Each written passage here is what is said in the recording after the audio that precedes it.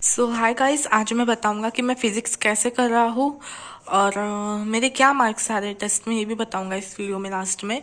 सबसे पहले मैं बताता हूँ फिजिक्स कैसे कर रहा हूँ मैं। अभी जो है डेट आज की वो है 29 जनवरी और 6:30 बज रहे अभी शाम के। ओके। और अभी जो है मैं फिजिक्स कैसे करता है वो बताता हूँ। यहाँ पर जो एनसीईआरटी है, मतलब ये नोट्स का सेक्शन है।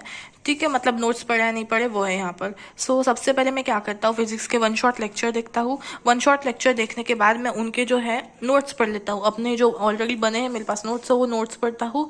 नोट्स पढ़ने के बाद शॉर्ट नोट्स बनाता हूँ, लगे जैसे नोट्स पढ़ रहा हूँ ऐसे साइड साइड में शॉर्ट नोट्स भी बनाते चलता हूँ। और शॉर्ट नोट में बस मेरे फॉर्मूलाज होते हैं। ठीक है। अब और शॉर्ट नोट्स करने के बाद, नोट्स पढ़ने के बाद मैं डायरेक्ट पीवाई क्यूज पे जंप करता हूँ। ठीक है। और पीवाई क्यूज जब मेरा पूरा हो जाएगा ये सब करके, तो लास्ट में मैं एकदम लास्ट में क्वेश्चन प्रैक्टिस करूंगा। वो मैं खुद सॉल्व नहीं करूंगा, मैं लेक्चर देखूंगा यहाँ पर क्वेश्चन प्रैक्टिस का। यूट्यूब पर सिर्फ तमन्ना मैम ही है जिनके क्वेश्चन प्रैक्टिस के लेक्चर्स है। वो मैं यहाँ पर अटेंड करूंगा लास्ट में जब मेरा सिलेबस पूरा खत्म हो जाएगा। देख सकते हो मेरे कई सारे चैप्टर्स बचा है, लगभग आधा सिलेबस बचा है मेरा, क्योंकि यहाँ पर मैंने कुछ कुछ चैप्टर्स के पीवाई क्यूज भी नहीं किए हैं यहाँ पर, और अब कुछ कुछ तो चैप्टर्स अभी तक पढ़े भी नहीं है। ऐसी थी मेरी फिजिक्स की कहानी, ऐसे करने वाला हूँ मैं फिजिक्स। केमिस्ट्री में भी सेम है यहाँ पर। ऑर्गेनिक के लिए मैं जो है वन शॉट देखता हूँ, एनसीईआरटी लाइन बाय लाइन वाला वन शॉट। उसके बाद मैं एनसीईआरटी पढ़ता हूँ और शॉर्ट नोट्स बनाता हूँ सेम वैसे ही। एंड उसके बाद डायरेक्ट पीवाईक्यू करता हूँ और लास्ट में क्वेश्चन प्रैक्टिस करूंगा मैं। अभी मैं पहले सिलेबस जितने जल्दी हो सके वो कंप्लीट करने की कोशिश करता हूँ। टारगेट तो था कि जनवरी के एंड तक कंप्लीट हो जाए, पर नहीं हो पाया। ये था बायो। बायो मैंने ऑलरेडी अपने ड्रॉप ईयर में, इसके पहले साल मैंने पढ़ी थी बायो। अभी मेरी नहीं हुई है पढ़ के बराबर, ये देख सकते हो, ये बायो का सेक्शन है। बायो इस साल नहीं हुई है बराबर पढ़ के, तो मैं पढ़ लूंगा। बायो मुझे आती है वैसे भी, बस फिजिक्स और केमिस्ट्री का ही टेंशन है। ये था मेरा फिजिक्स का स्ट्रेटजी। और मैं बात अभी टेस्ट की करूँ, अगर टेस्ट में कितने मार्क्स आ रहे हैं, तो मैं यहाँ पर जो है ये एनएलएम पढ़ रहा था मैं भी, फ्रिक्शन एनएलएम। तो मैं एलएन के यहाँ पर मेजर टेस्ट, एलएन के ऑनलाइन लीडर टेस्ट सीरीज यहाँ पर ज्वाइन किया है मैंने, और वो टेस्ट देता हूँ मैं। ठीक है। ऑनलाइन होता है वो टेस्ट। अगर आपको उनके पीडीएफ चाहिए एलएन के, टेलीग्राम ग्रुप मैं यहाँ पर कमेंट सेक्शन में पिन कर दूंगा, उसको ज्वाइन कर लेना। मैं वहाँ पर टेस्ट भेजूंगा। अभी 2 तारीख को है सेमी मेजर टेस्ट एलएन का, फर्स्ट सेमी मेजर टेस्ट है, जिसमें शायद 11th का जहाँ तक के बहुत सारा सिलेबस आ रहा है। एंड 2 सेमी मेजर है और फिर पूरे यहाँ पर मेजर टेस्ट है। पार्ट टेस्ट हो गए हैं ऑलरेडी। ऐसा है। और मेरा जो स्कोर है वो 450 और 500 के बीच में लाया करता है।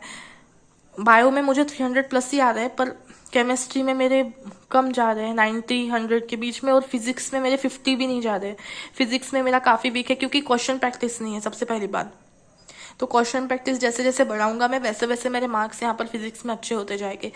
ये था मेरा स्ट्रेटजी फिजिक्स केमिस्ट्री का। और बायो में तो बस आपको एनसीईआरटी करनी है। बायो में एनसीईआरटी कर लो, एनसीईआरटी के बाहर कुछ नहीं आएगा। पिछले साल मुझे बायो में 303 ऐसा कुछ मार्क थे बायो में, सिर्फ बायो में। और मैंने सिर्फ एनसीईआरटी पढ़ी थी यहाँ पर, वो भी लास्ट के समय पे। वो भी जेनेटिक्स यूनिट छोड़ दिया था मैंने, जेनेटिक्स नहीं पढ़ा था मैंने। बिना जेनेटिक्स को पढ़े मेरे 303 मार्क्स थे यहाँ पर। कुछ सिली मिस्टेक्स थी, वरना 320 के आसपास भी आ सकते थे मुझे।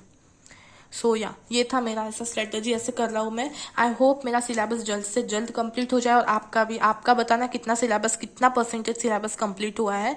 आई होप आपका भी इस साल सिलेक्शन हो जाए, सभी का सिलेक्शन हो जाए, जो लोग अच्छी से मेहनत कर रहे हैं, जो लोग चाहते हैं, उनका ड्रीम है एमबीबीएस करना। आई होप उनका सभी का सिलेक्शन हो जाए यहाँ पे इस साल।